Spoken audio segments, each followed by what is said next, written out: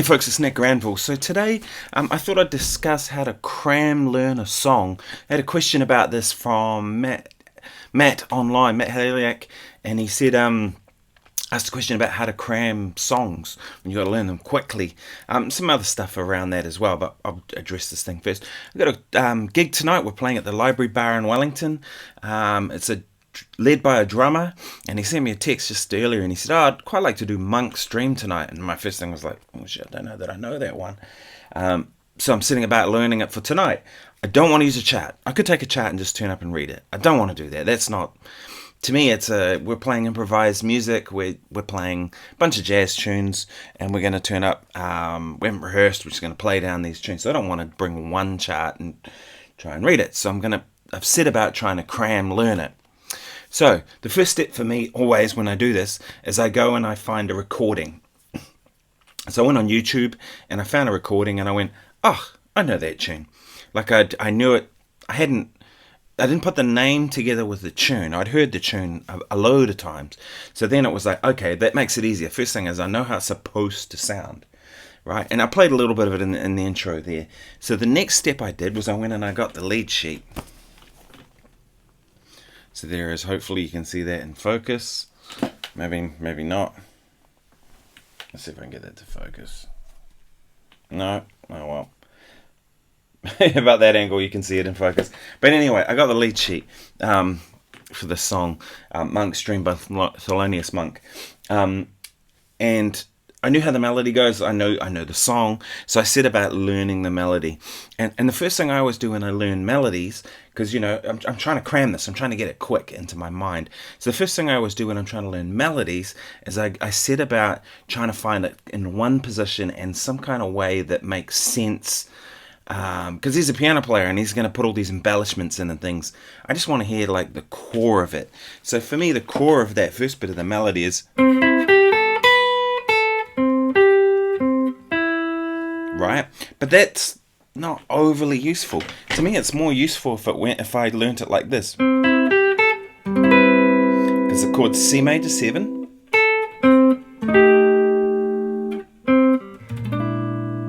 Right? Now I have a context of the melody, like in relation to the chord.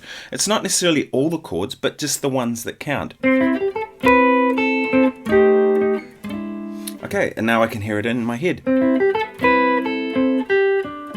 And then it goes.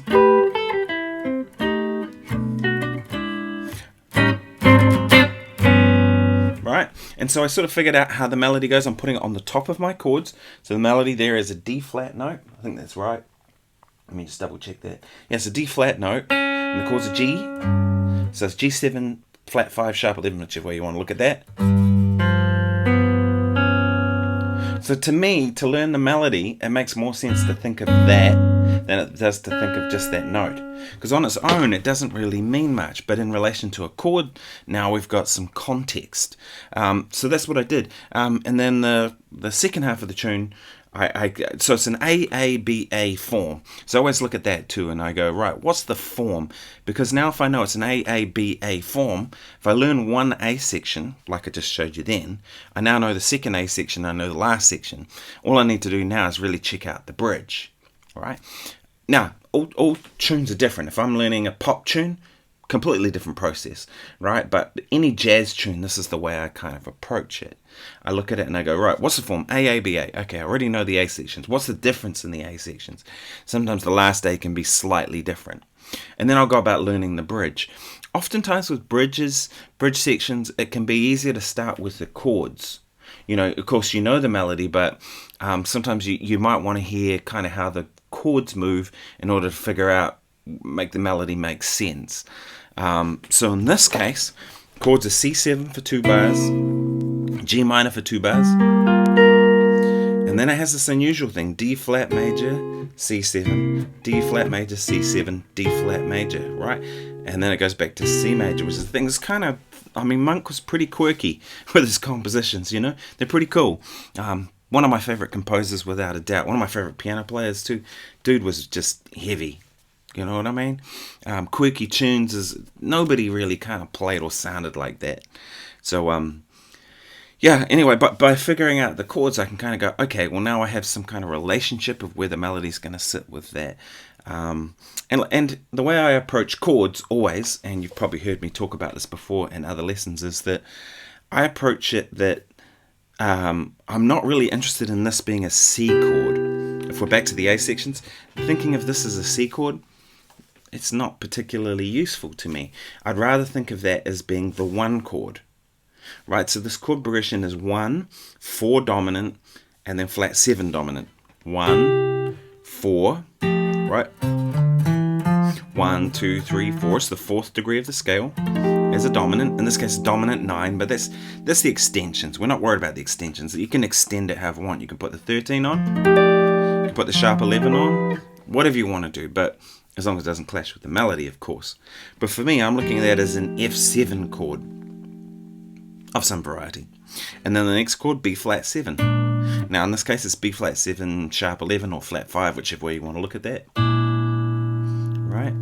And then the next section, it does that twice. And then it goes 1, 4, and then goes down a step and goes minor, and then goes down a step and goes dominant, and then goes down a step, dominant. That's the chord progression, right? So you see, by thinking of it functionally, it becomes, I don't have to, I've got a relationship, right? If I think of C major to F7, that doesn't really mean anything, on their own. C major, what does that mean? F7, what does that mean? But now if I know C major going to F7, and I think of it as 1 going to 4 dominant, well, now I have a relationship between that first chord and the second chord. And that helps me a lot, especially when it comes to soloing. I want to, but I always start with the melody, and then I figure out the chord progression, and then what I'll do is I'll put on some backing tracks, and I'll kind of play along with it and try and get it ingrained in my playing. Now, this tune will be a little unusual tonight, because this drummer, he said he wants to play the melody on the drums. I'm not sure exactly how he's going to do that.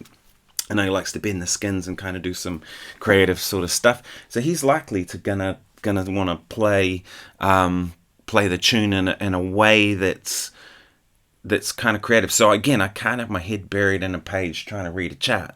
It's not the gig for a start, but also it just doesn't, I can't respond to what he's going to do, which I don't know what it is. He's also said he's going to go to a reggae section at the end of the song, so I don't know what the hell that means. Maybe he was being funny, maybe not, but I need to be ready for whatever might happen, so I'm preparing, right? I'll learn the arpeggios for each chord. I'll do change running, which I talked about in a previous episode of Guitar Daily. I'll do some work on kind of chord work, because just if I only know how those chords, that's fine, but it might be cool to go or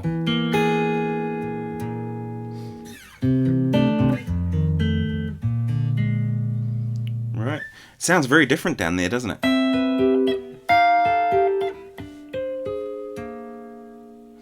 Right, and I work on some different ways of playing the chords. The whole idea of it being that I want to be as prepared as possible for whatever situation might happen. If he ends up going this direction, depending on what the bass player said, he said he wants me to comp during the melody while he's playing this on the thing. So again, I need to know where the melody is in relation to my chords. I need to know a bunch of options, so that if one option isn't working, I've got another option to go to. Because I might find that maybe my voicings are too low. Maybe he's playing it on the lower toms down, and therefore it just doesn't work. So really it's about being prepared. A bit of a conundrum with this gig too. I was kind of thinking, like, what gear do I want to bring? I know I'm going to bring this guitar. This is number one. This is what I bring to every gig now. Pretty much, I got all these other guitars over here, and I love them all, and I use them for recordings and what have you. But pretty much, this is the guitar I pick up every day. It's the one I play, and there's a variety of reasons for that, which I'll go into in a future episode of this. But I was thinking, like, what rig do I bring? Do I bring the Fractal to this? I mean, we're going to be playing jazz tunes and standards at that. I will. I think I'm going to bring the Fractal tonight and the little powered speaker.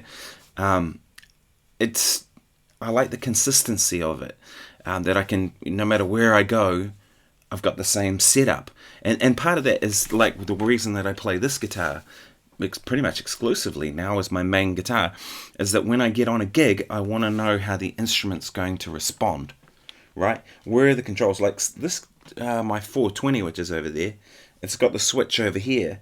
So even just something as small as having the switch in a different spot, you go to hit it here and you go, oh, it's not there anymore, it's here. Or the volume control's in a slightly different spot. And I find the same with amps and rigs. Like, I want to know where everything is and not have to think about it. Because for me, like, I love gear. I'm a real gear nerd. I'm sure we all are. But I don't want to think about gear. I want to think about music and just get this stuff out of the way. So I'm going to bring the Fractal little powered speaker. I have a backpack set up for the Fractal. I can carry it on my back. This goes in a gig bag. Little speaker under my arm, because there won't be any parking near the library bar, unfortunately. Welcome to Wellington.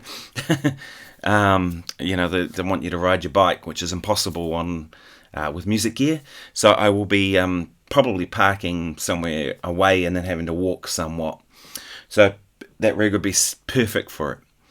Anyway, I hope everybody's well. I hope that's sort of a quick lesson on how to CRAM learn a song, which I have to do often. And as I said, if it's a pop song, it's a little different. But I always want to know the melody, whether I'm playing it or not. In this instance, I've been told I'm not going to play the melody, but I want to know it anyway, just in case, because I need to be able to support it. If I don't know the melody, I can't support it. I need to know the chord progression, especially how it functions. Right? How does the chord progression function? I need to know some options. I need to know the arpeggios for how to solo over it. I need to know, any particular scales or things like that. So really, to me, it's about the more prepared I am, the better chance I have of making good music. That's at least the way I look at it. So I hope this has been useful to you all. I'll play out a little bit.